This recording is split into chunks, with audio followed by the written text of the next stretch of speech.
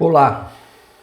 Hoje é a nossa última lição sobre o livro de Salmos. Espero que você esteja acompanhando e esteja gostando. Nossa sétima e última lição, e eu quero falar sobre as profecias que estão no livro de Salmos e apontam para Jesus Cristo.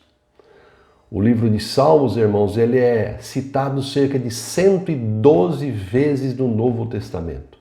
O próprio Jesus Cristo citou várias vezes textos do livro de Salmos. Mas há um detalhe muito importante, que é que os Salmos, como todos os demais livros da Bíblia, apontam para Jesus Cristo, o Messias, o Rei que foi enviado por Deus para cumprir os propósitos de redenção para toda a humanidade. Os Salmos também nos falam sobre o Evangelho, as boas novas da salvação, o Evangelho do Reino de Deus. Amém? Eu quero traçar hoje rapidamente um panorama sobre isso para você ter uma ideia de como o livro de Salmos também é importante nesse sentido quando nós falamos sobre o Evangelho, né? Ele começa falando que Deus é o Criador de todas as coisas.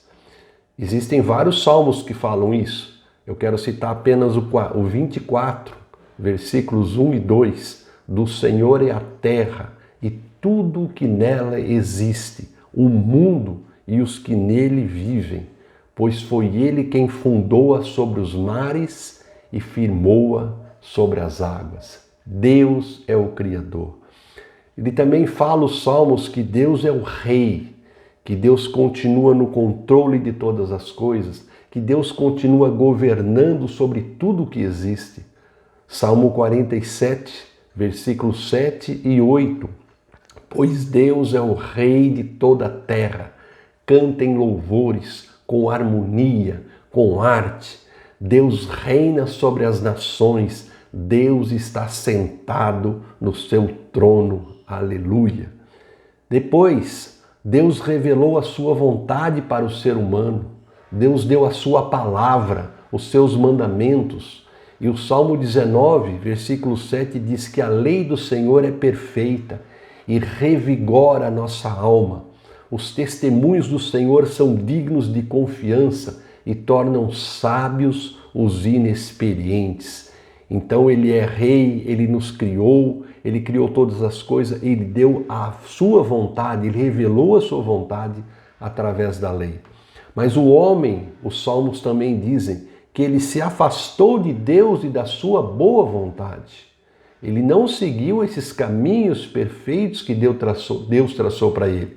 Salmo 53, 3 diz, todos se desviaram, igualmente se corromperam, não há ninguém que faça o bem, não há nenhum sequer. Mas Deus, irmãos, ao invés de nos abandonar, Ele revelou a todos nós, a toda a humanidade, o seu amor e a sua misericórdia.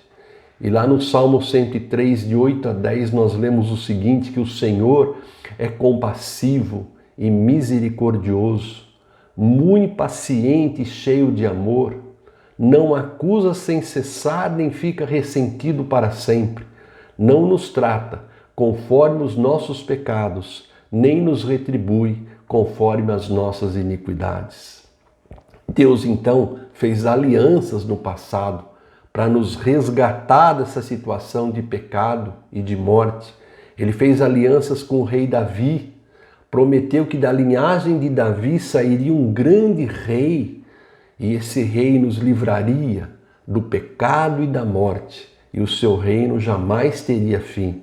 Está lá no Salmo 89, versículos 34 a 37. Ele diz assim, não violarei a minha aliança, nem modificarei as promessas dos meus lábios. De uma vez para sempre jurei pela minha santidade, não mentirei a Davi, que a sua linhagem permanecerá para sempre, e o seu trono durará como o sol, e será estabelecido para sempre como a lua, a fiel testemunha no céu. Amém. Toda a humanidade passou a confiar nessas promessas e aguardar com grande expectativa a chegada desse rei, ou a chegada desse Messias, desse rei ungido. Lá no Salmo 68, versículos 19 e 20, nós lemos: Bendito seja o Senhor Deus, nosso Salvador, que cada dia suporta as nossas cargas. O nosso Deus é um Deus que salva. Ele é o soberano, o Senhor que nos livra da morte, expectativa da salvação, do livramento de Deus. E no dia, Senhor, no dia preparado, no dia do Senhor, Jesus Cristo veio ao mundo, o Filho de Deus, o Messias prometido. Lá no Salmo 2, versículos 6 e 7 está escrito: Eu mesmo estabeleci o meu rei em Sião, em Jerusalém. No meu santo monte proclamarei o decreto do Senhor. Ele me disse: Tu és o meu filho, e hoje eu te gerei. Jesus é o Filho unigênito de Deus, o Filho gerado por Deus.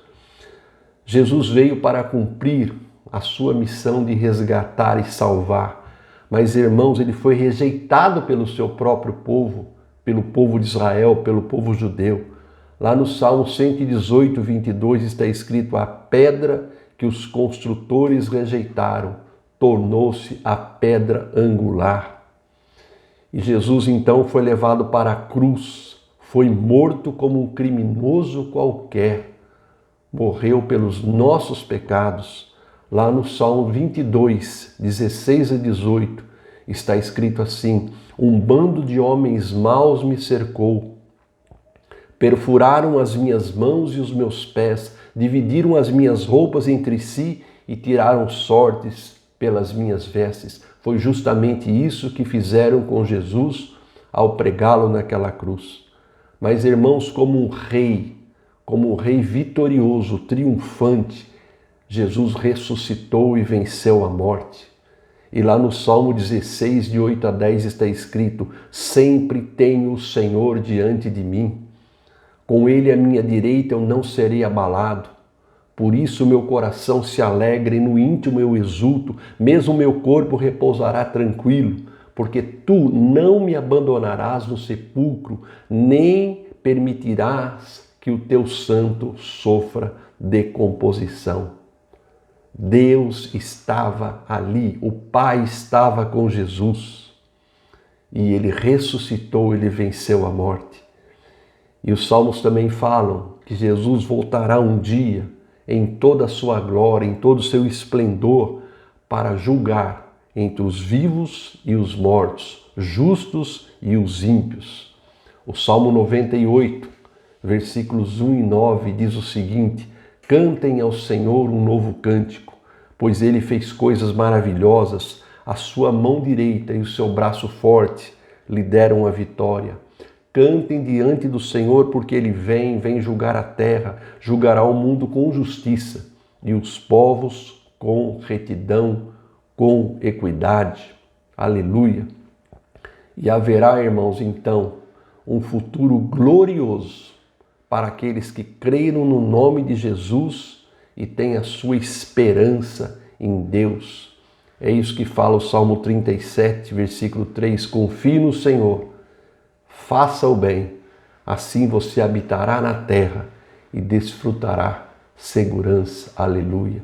Sabe que vários outros salmos, irmãos, eu citei apenas alguns, se aplicam à vida e ao ministério de Jesus. Falam sobre o seu sofrimento, sobre tudo que ele passou aqui nesse mundo. Nós citamos apenas alguns, mas esta última aula, essa lição, serve para nos mostrar que a Bíblia é um livro cristocêntrico, ou seja, Jesus Cristo está no seu centro. Ele é o principal personagem da palavra de Deus. E o meu desejo, ao terminar esse estudo sobre o livro de Salmos, é que você consiga enxergar Jesus Cristo nos Salmos e em todas as páginas da Bíblia Sagrada. Mais importante que isso, porém, é que você deixe que Jesus Cristo entre no seu coração e transforme a sua própria vida. Que ele seja o seu Rei e o seu Salvador pessoal. Muito obrigado por nos acompanhar até aqui. Deus te abençoe grandemente. Um grande abraço.